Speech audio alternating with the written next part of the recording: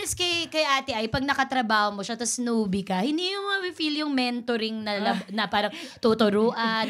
Hindi siya talaga ganun eh. Ako nga yung pinapagalitan ni Uge, di ba? Oo, dahil nga tinatama mo ko. Tinatama mo siya. Share mo nga. Kasi naman ganito nga yung nangyari.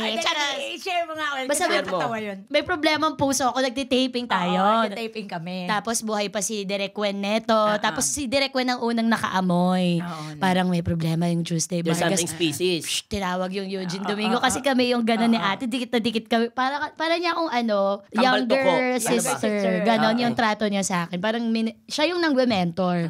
So napagalitan niya, ikaw kasi, mga pag nagagagawa mo desisyon, mga ano mo sa lalaki, tiwala ka ng tiwala. Ganon.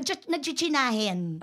Nagmamakatsahin. Tsahinin. Alam mo naman tsahinin talaga siya. Alam mo naman yun, talaga ganun talaga yun. Papangalalan ka ng boga-boga, diba? Anting-anti yung dati. Nasa dressing room niya kami. Tapos siya tahimik lang siya. Dressing room niya yun Ginugulo namin siya. Doon si Kuya Dick nagpo-phone lang. Tahimik lang. Tahimik yung Ugi.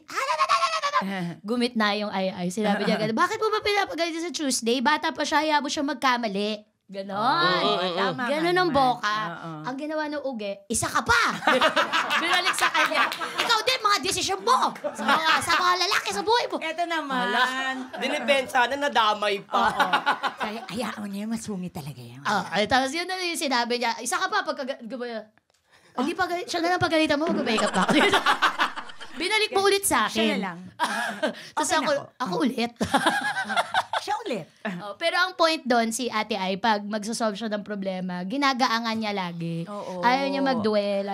Na-notice ko yun sa kanya. Ayoko kasi mag-dwell. Tsaka kasi parang bakit ka naman mag-dwell sa sakit? Pwede ka naman mag-dwell sa positivity. Anong ginagawa mo ate para makuha mo yung... Ay, naku, madami. Dali. Bigyan mo sila, seminar na. Zumba. Yan, simulan na natin ng seminar. Kailangan first, parati kayo magsisimba. Kailangan First sabihin simba. nyo, Lord, give me a new heart. Lord, give me a new heart. Lord, give me a new heart. A loving heart. A peaceful heart. Ganon. And then, pwede kayo mag-Zumba. Yan, Zumba. Zumba sa umaga, Zumba sa tanghali, Zumba ng gabi. Malapit na yan, December 16. Malapit na yan. Lahat ng Zumba gawin nyo na.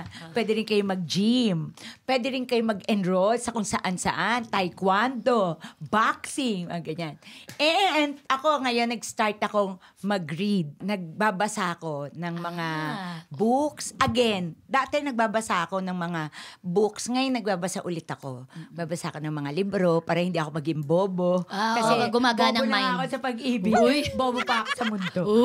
Dapat matalino ako sa mundo. Diba? Tama. Sobrang nakafocus ka sa sarili mo. Yes. We can see that. Super focus. And then, next year, marami akong aalis kami ng mga friends ko. Punta kami Bangkok. Friend Pupunta trip. akong Abu Dhabi. Pupunta ako sa October ng Mama Mary pilgrimage. Alam mo yung mga ganun. So, pinano mo yung year mo para busybody ka. Hindi ka looking nagdadwell. forward. Ganda. Looking forward ako, for healing process. Yeah. Perfect naman nun. Oh, ganda. Process with a Z. Processing. Processes. Ang dami kasi. Pero ito yung mga tinatawag natin na coping mechanism na sinasabi. Totoo yan. Kung paano natin hinahandle ang mga problema natin, paano siya nagmamanifest sa pagkatao natin. Mr. Second Honor, can you explain what coping mechanism is? Maraming salamat po for according to turnovering your the, research. Kineso. Wala mo nakagano sa research. Sorry, wala po bang ganon? Wala naman kineso sa research. Wala po ba yun? Well, according to my source. Sinong source yan? Pahuli yan, ha? Hindi. Ito na nga. Source yan. Coping mechanism is our ability to manage stress, anxiety, and unpleasant emotions. Taray, sino ba yung source mo? Saan nakatira yan? Si Maring Wiki po to. Wikipedia. Total uso. Wiki. Libre po yan. Libre po yan. Si paring Googs. Yan. Yan po yung pangalawa ko. Inuna ko na si Wiki kasi mas siya reliable. Reliable. Di marunong. Ano ba yan, buboy? Sorry, yun lang hindi ko nabasa doon. Pasensya na po kayo sa mga nakikita.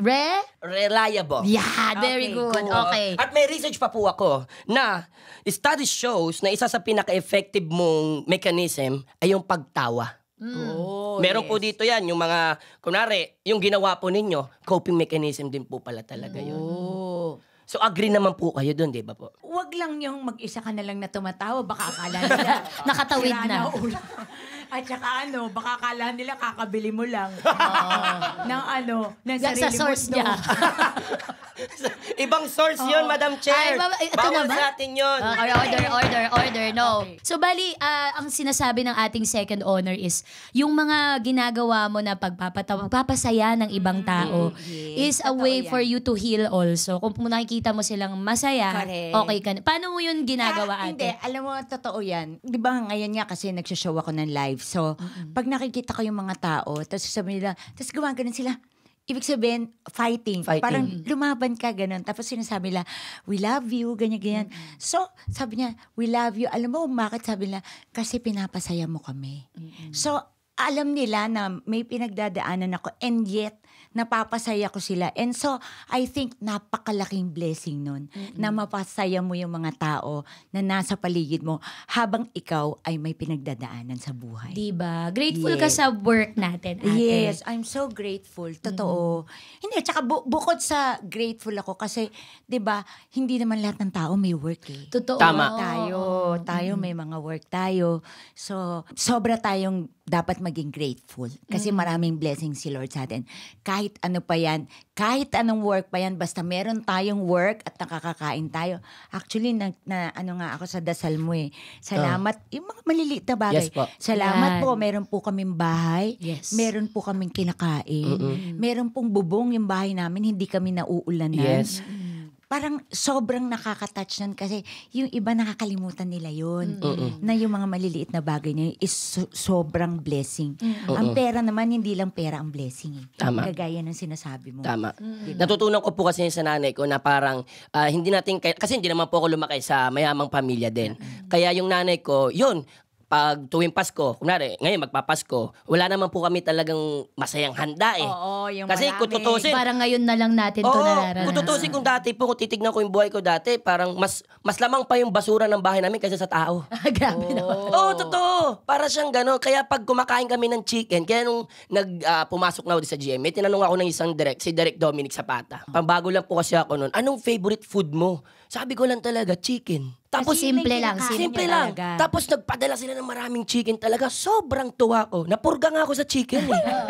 It's the simple things. Chicken sa dami. Opo. Kaya, Sinubukan ka lang pakpakpakatapos. kaya sa mga ganong maliliit na bagay, nakikita ko po talaga siya. Kaya lagi ako nagpapasalamat sa mga ganong bagay. Ang ganda nga eh. Ang ganda nung dasal mo kanina. Hindi natin totoo alam yung mga bagay na meron tayo na binabaliwala natin ay dasal-dasal ng ibang tao. So, Yes, dapat grateful correct. tayo kahit maliit. Correct. And isa pa pala, alam mo, ito pa isang blessing sa totoo lang.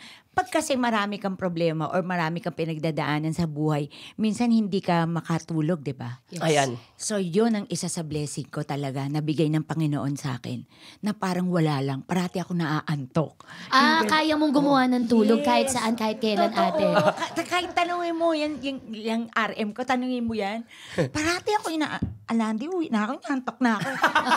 Ganun ba? 10 o'clock pa lang inaantok na. Ano ba yan? Hindi yata, sa tanda ko yata. Grabe naman. Hindi, totoo. Kaya tuwing noong pinagdadaanan ko, sinasabi ko, Lord, sana makatulog po ako ngayon ng mabilis, ganyan. Nakakatulog naman ako. Binibigay sa'yo yung antok. Yes. Dinadalaw ka kagad ng And I antok. think is You know! Click and subscribe now!